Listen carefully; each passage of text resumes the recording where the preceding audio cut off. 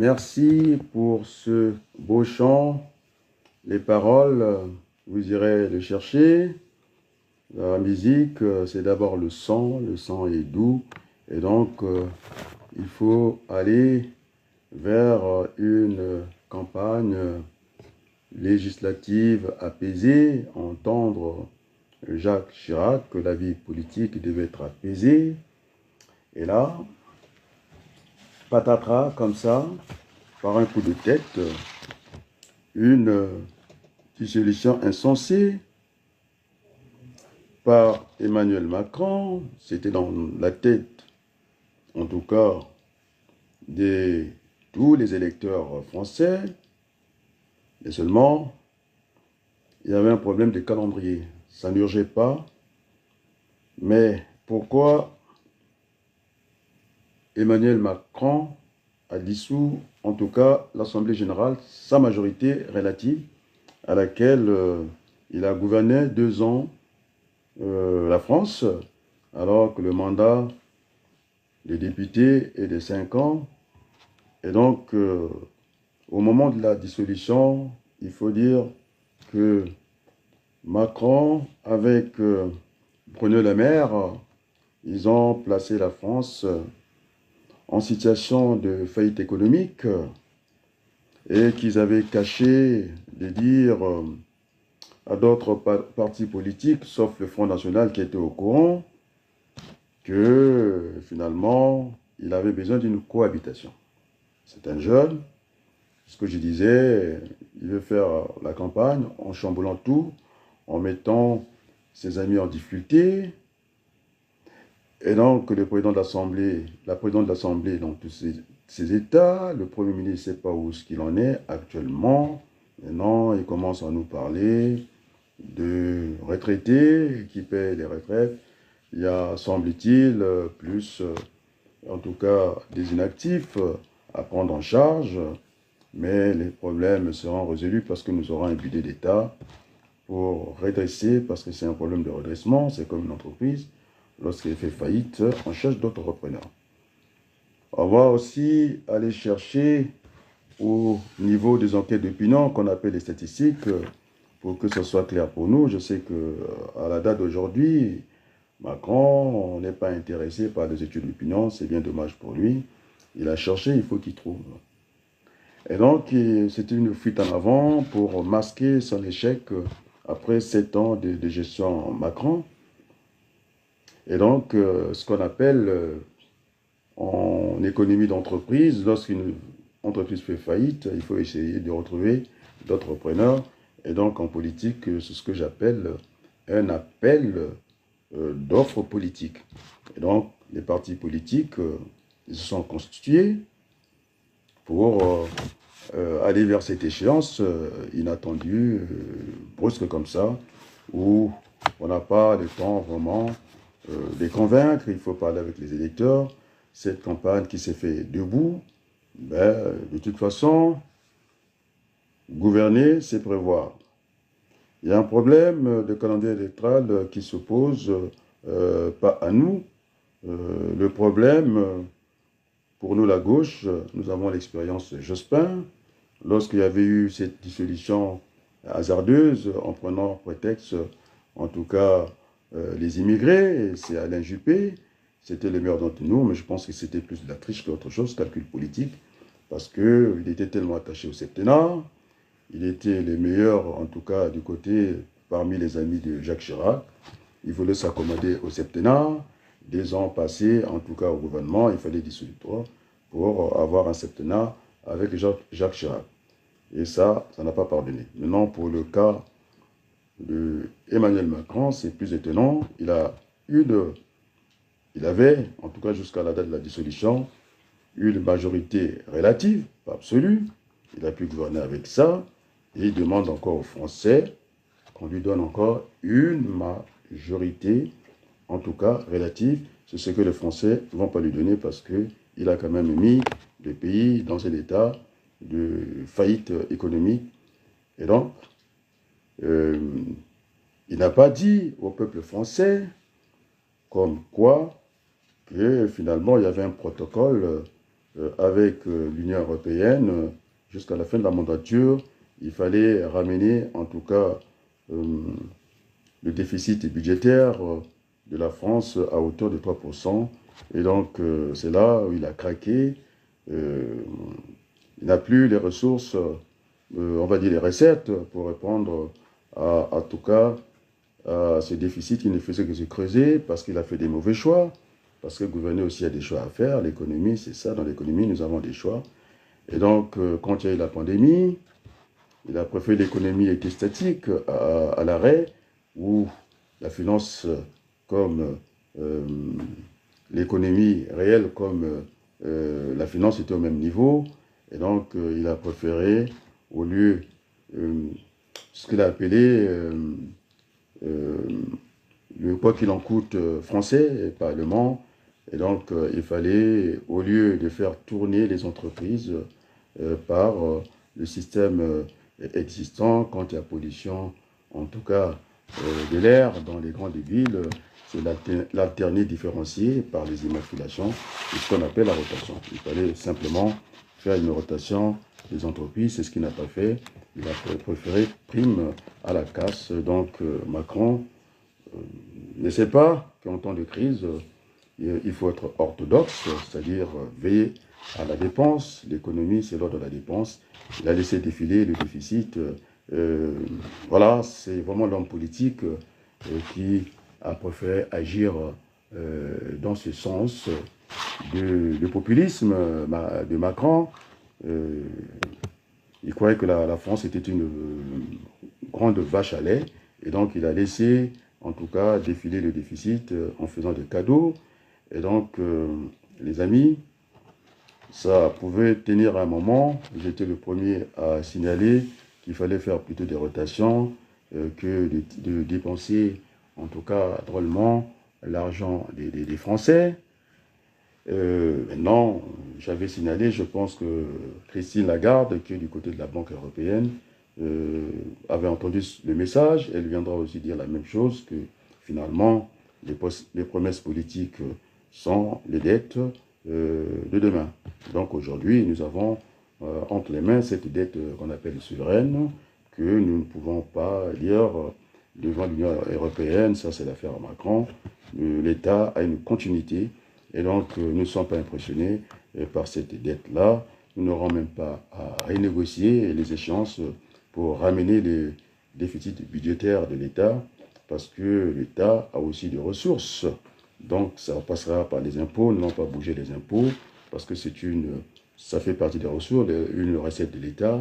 Et puis, nous allons aussi aller chercher, en tout cas, les crédits au niveau, en tout cas, des marchés financiers. Donc, notre programme, il est connu. On a dit qu'on va mixer la politique Jospin plus la politique connue, en tout cas, le programme de Jean-Luc Mélenchon, qu'il avait classé 3e. On avait dit que c'était le meilleur programme qui a été rédigé par plus de 100 meilleurs économistes de France.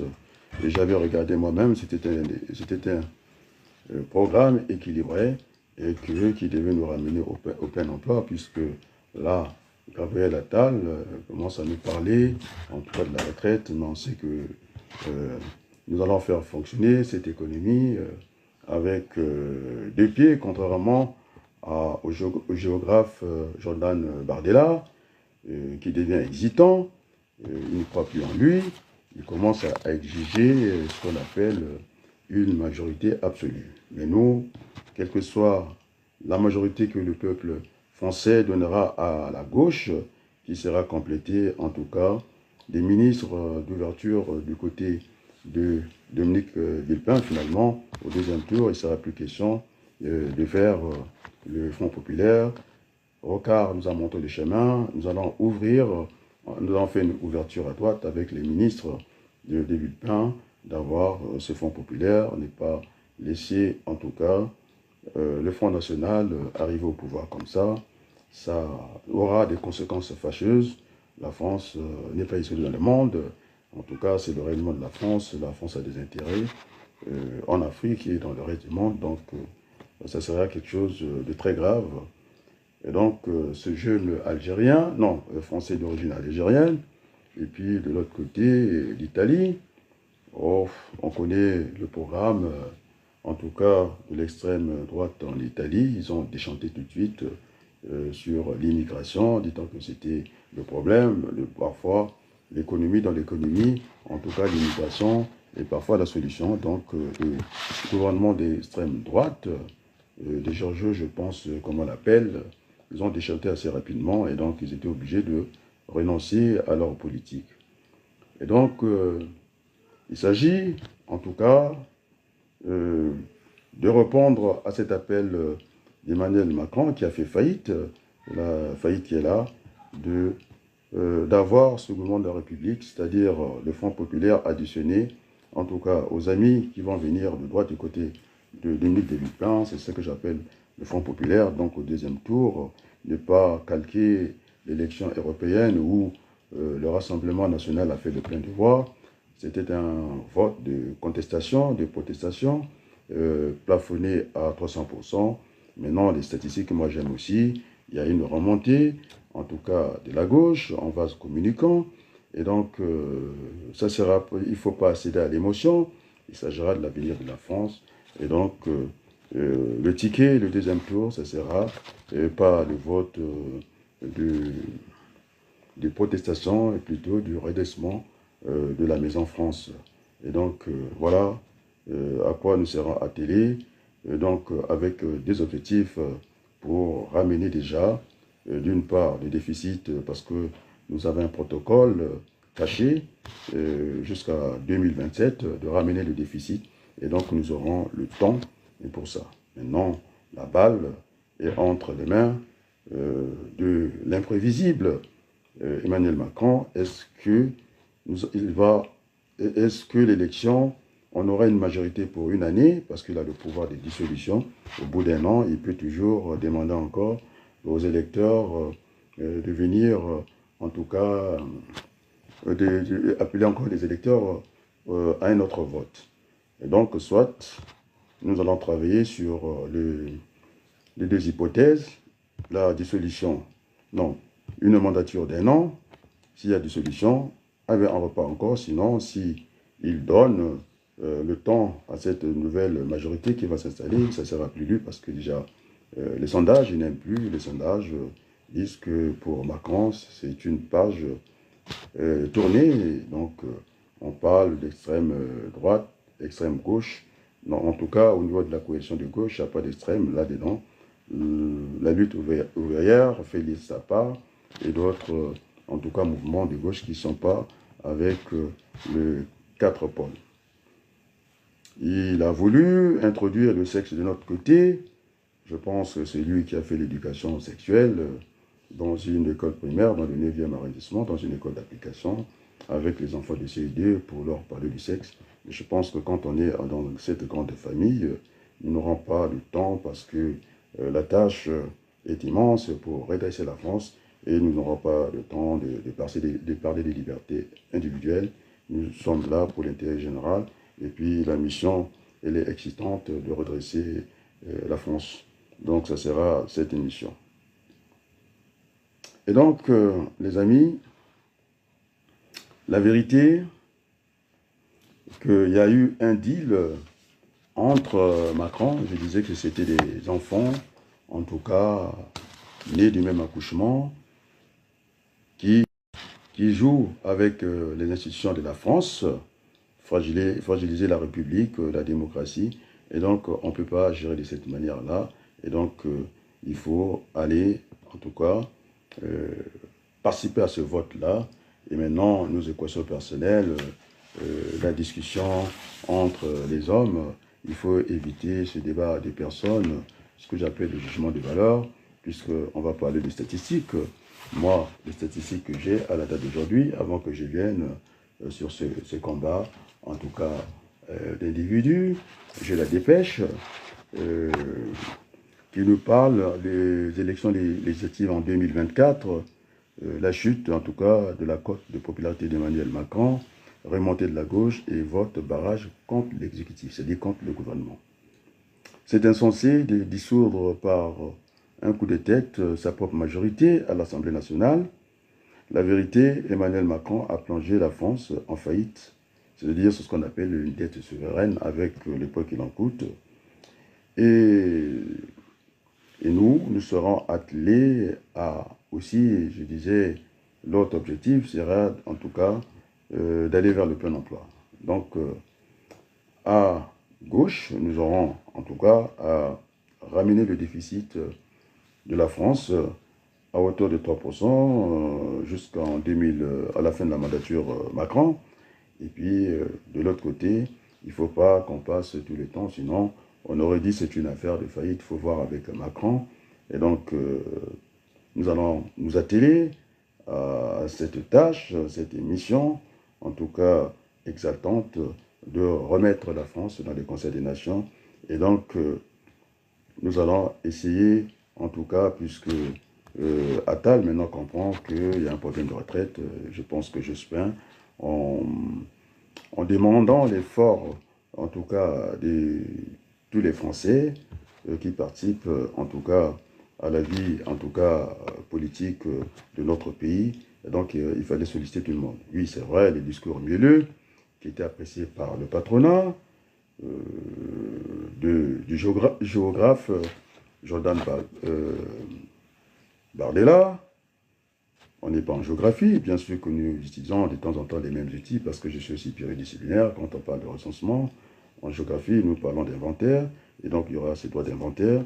Et donc l'État a besoin de ressources, mais si déjà on se prive de l'impôt, je ne sais pas comment il va trouver l'argent. Et donc directement de la faillite, on va s'embarquer en tout cas à la banqueroute et qui sera une mauvaise chose pour la France parce qu'on sera, à ce moment-là, on sera sous tutelle. Actuellement, nous avons le temps de ne pas éviter cette tutelle-là.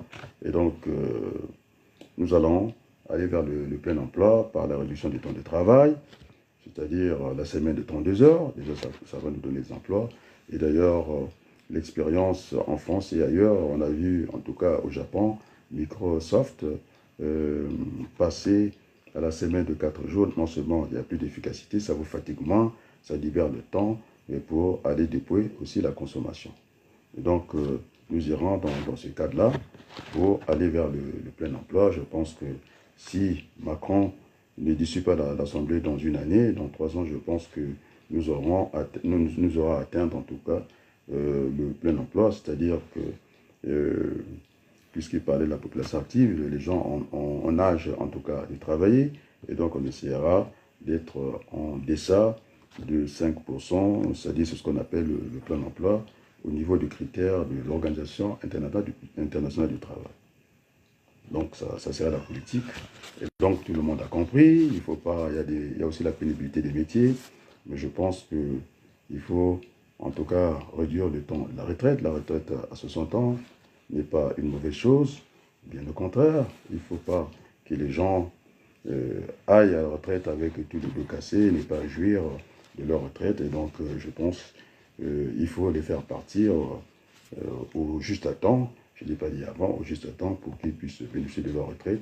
Et donc, si on fait le plein emploi, tout le monde va participer. Donc, ce sera une économie, en tout cas, du redressement. Et donc, tout le monde sera demandé à contribution. Donc, c'était faux, en tout cas, au niveau du patronat, de dire que c'était à eux qui vont fournir à eux, en tout cas, les chefs d'entreprise à eux seuls, pour venir réduire cette dette-là. Non, non, non. Il y aura, en tout cas, puisque ce sont des hommes d'affaires, on ira chercher la TVA sur la richesse créée, ce qu'on appelle la fiscalité. Après, aussi, il faut que, à part le plein emploi, il faut que le maximum de gens puissent travailler. Donc, on va utiliser les cotisations sociales sur la richesse qui sera créée, ce qu'on appelle l'appareil fiscalité. Et donc, voilà les deux jambes avec lesquelles nous allons fonctionner pour redresser, en tout cas, le déficit causé par le gouvernement, en tout cas Emmanuel Macron, et puis Monsieur le maire, Bruno Le Maire. Donc, il y a cet engagement qui est là. Il faut qu'on évite, en tout cas, par tous les moyens, cette banqueroute. Et donc, voilà, c'était un mensonge, c'était un moment de vérité. On ne peut pas continuer à additionner les mensonges pour... c'est un moment de vérité. La peur n'est pas mise de place. de ne voir que les extrêmes. Nous ne sommes pas extrêmes, en tout cas à gauche. Et donc, j'irai dans la pensée de Albert Camus, qui disait qu'il faut qu'on évite les mensonges. C'est le mensonge, c'est le cas de Macron, Jupiter, sans trop consulter le président de l'Assemblée nationale, la présidente de l'Assemblée nationale, pardon, le président du Sénat, pouf, il est parti comme ça pour dissoudre sa propre majorité.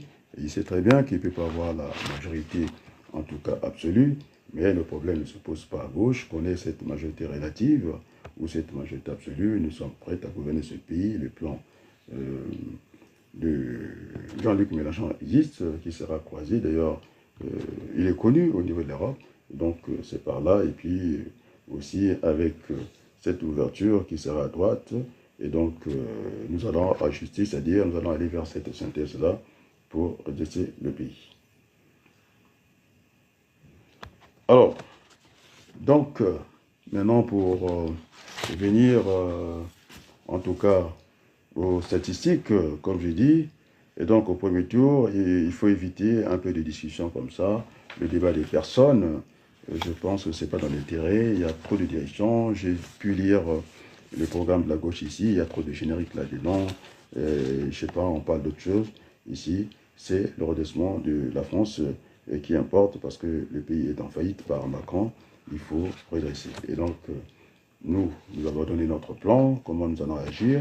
Nous allons partir de deux pieds. C'est ce qu'on appelle, si vous avez la TVA sur la richesse créée, ce qu'on appelle la fiscalité, et puis les cotisations sociales sur la richesse créée, ce qu'on appelle le prélèvement obligatoire que nous n'allons pas augmenter.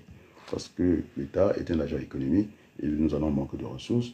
Et donc, c'est ce qui fait que M. Bardella, il est hésitant.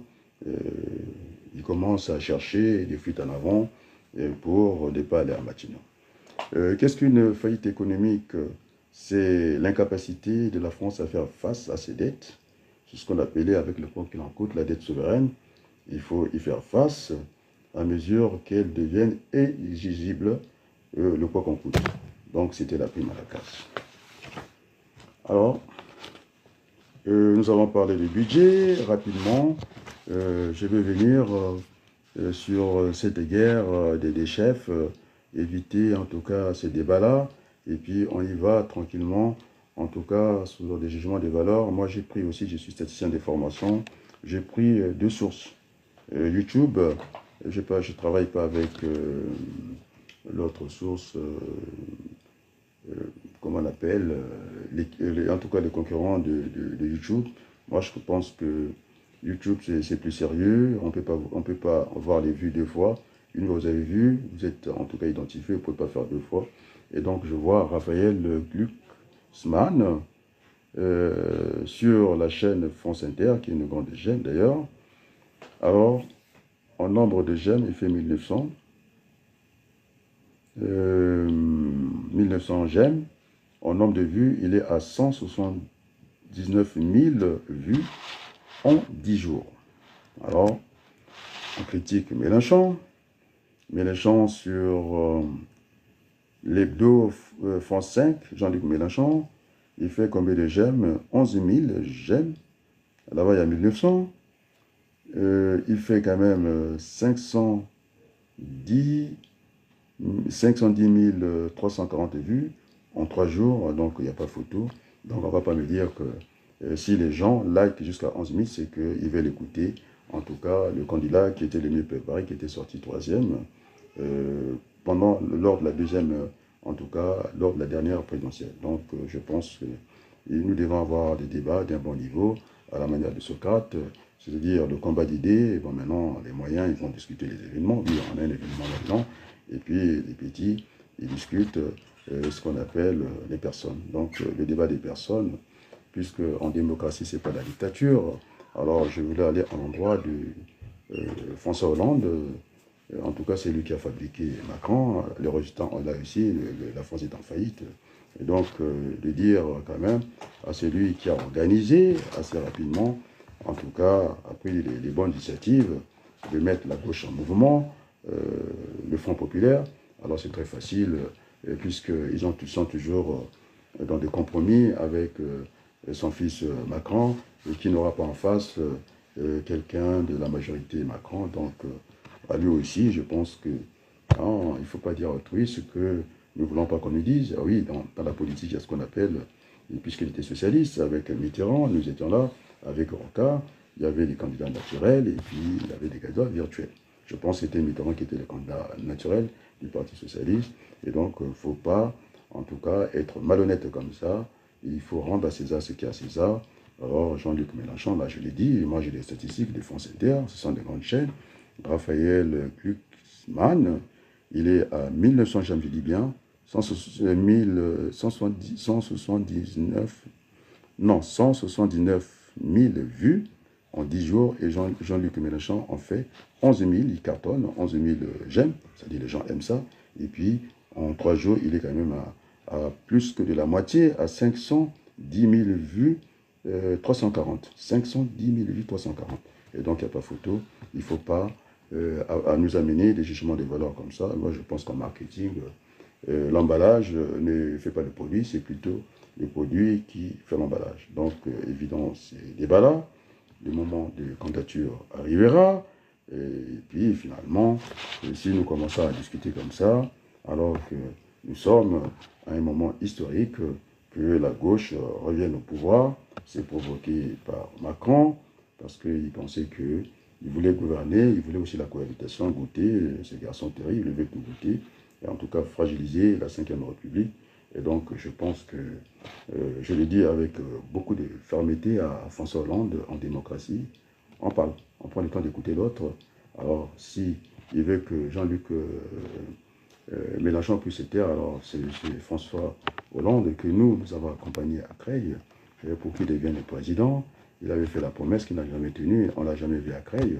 Et en plus, c'est l'ami de Denis Sassou Nguesso. Alors la dictature, c'est au Congo et la dictature, c'est en France.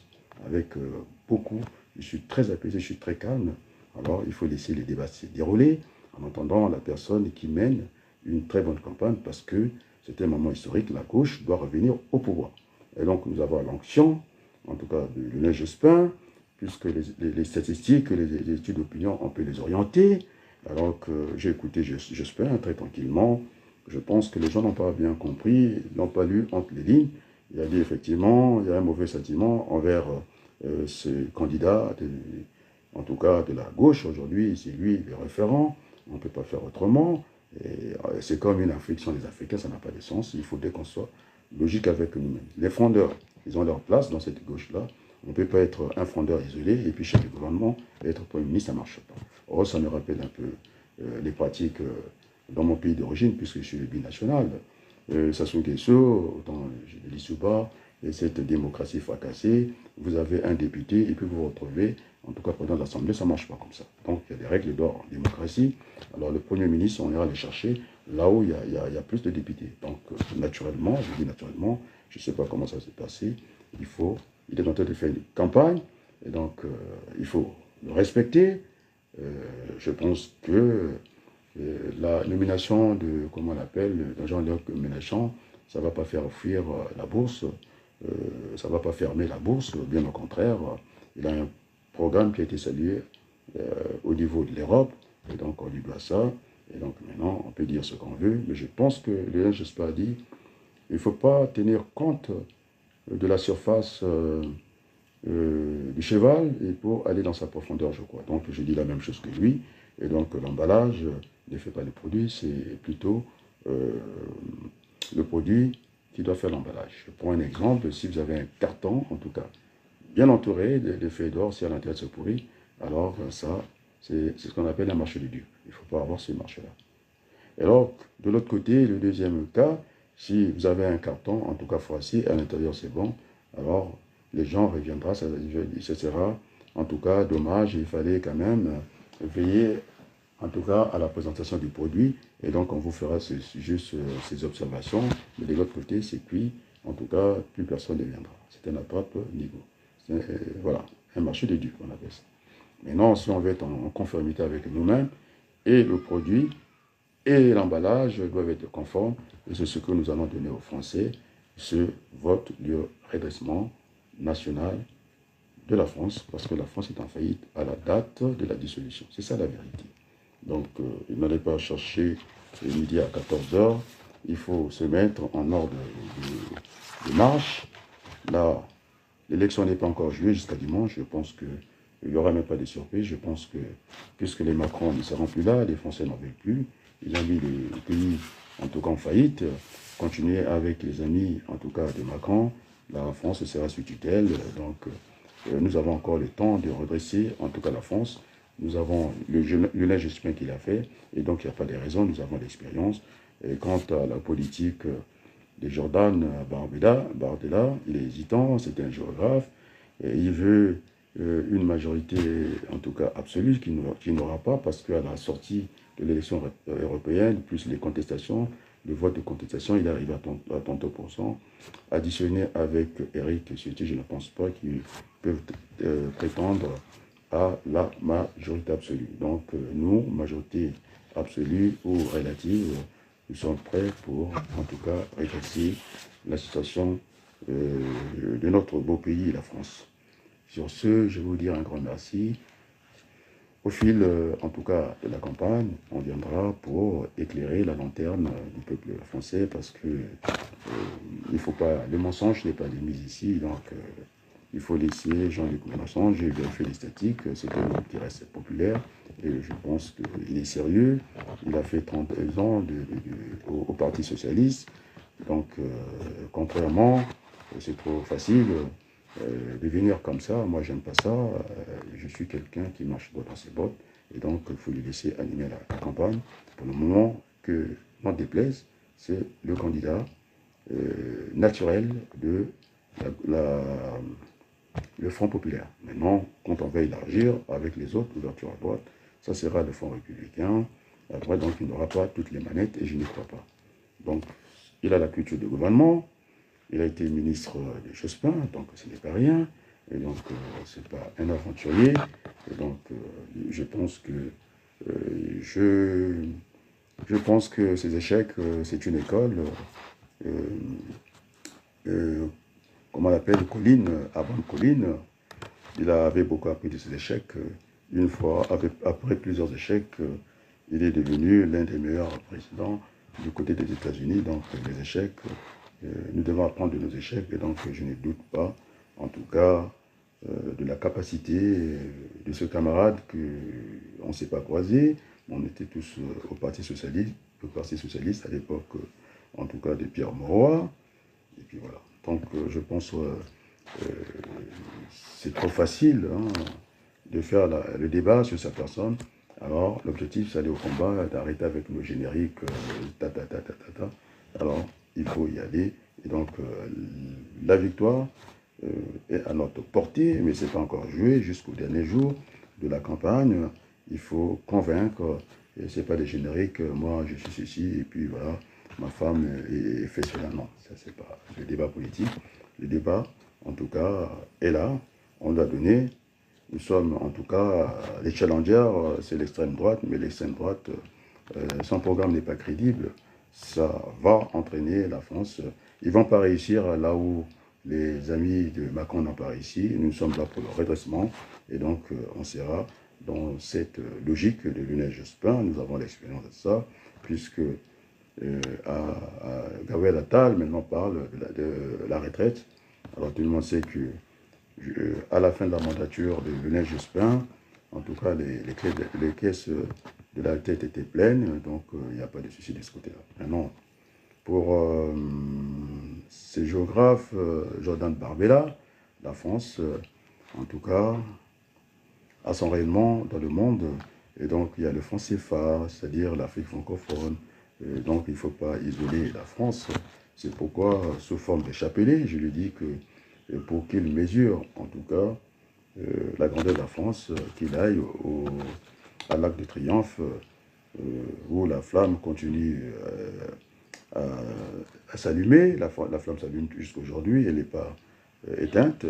Et donc, d'aller, en tout cas, méditer, faire école là-bas, pour mesurer la grandeur de la France. Je pense que s'il a un para algérien, et puis de le côté italien, je pense qu'il a compris que, et finalement, la France a des amis, parce que, puisque ces discours orientés vers nous autres. Peut-être qu'il n'aura pas la même peau que lui, mais il faut qu'il vienne à la dimension humaine, parce que notre race, c'est...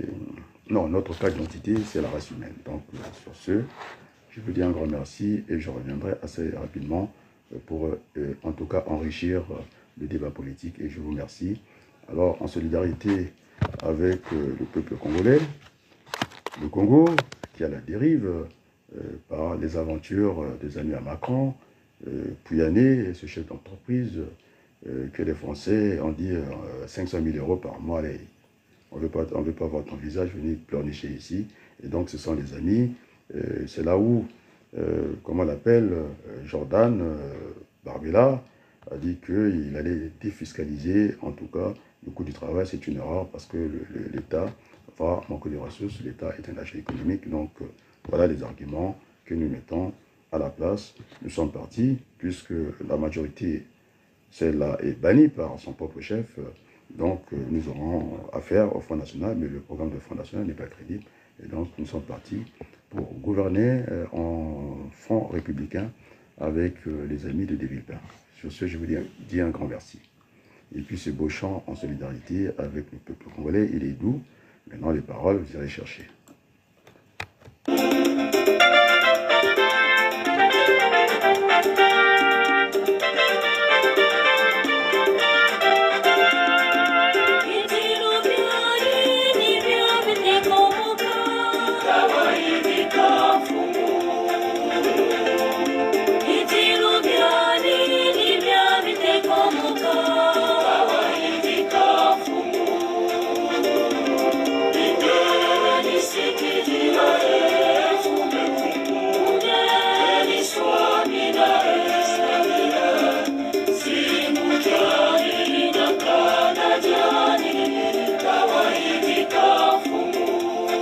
Merci les amis, je voulais dire un dernier mot. Je mène une double campagne législative du côté de mes amis à gauche et puis en solidarité aussi, nous voulons aussi au Congo redresser la situation du Congo parce que le Congo-Brazzaville c'est la capitale de la France libre, c'est le miroir de la France et donc on ne peut pas laisser ce pays vivre dans la dictature des amis de Macron, la preuve que Total Fina, qui est la bienvenue au Congo, sauf son patron, qui mélange les armes avec les affaires, ça ne fait pas bon ménage. Je me rappelle de l'interpellation de la présidente de l'Assemblée nationale par Alma Dufour, députée aujourd'hui, non candidate aujourd'hui du Front populaire, qui lui disait quand même, c'est-à-dire elle parlait de 40 000, je ne sais pas qu'elle a déclaré avant ou après. En tout cas, ça ne fait pas bon ménage. Je pense que cette dame qui a un cœur dur, je l'ai entendu, qui n'élevait pas la vérité. Ses enfants qui étaient en train de se noyer dans la mer commune, la Méditerranée, ils ne voulaient pas qu'on amène, semble-t-il, ces faits divers à l'Assemblée nationale. Je pense qu'elle est mère de 5 enfants, si elle n'entend pas ces cris-là, moi je pense qu'il faut la sanctionner. Il faut faire comme Ferrand. Elle était, en tout cas, président de l'Assemblée. En tout cas, sortant, il faut la sanctionner parce que, quand même, 40 000 euros, en tout cas, d'action, elle achète des parts là-bas, et puis elle ne s'en souvient pas. C'est quand même grave pour la démocratie. C'est pourquoi ces pays qui sont solidaires avec la France par le CFA, par beaucoup de choses, ça c'est pour Jordan Barbella. Un grand merci, et merci pour ces beaux chants. Les paroles, vous allez les chercher après. Et je crois terminer par ce beau chant et merci beaucoup.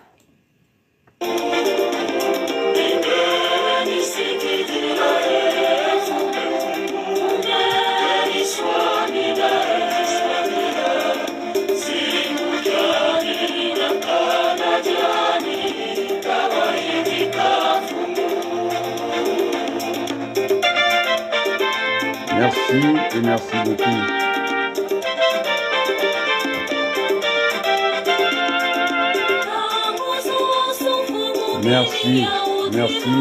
Merci beaucoup.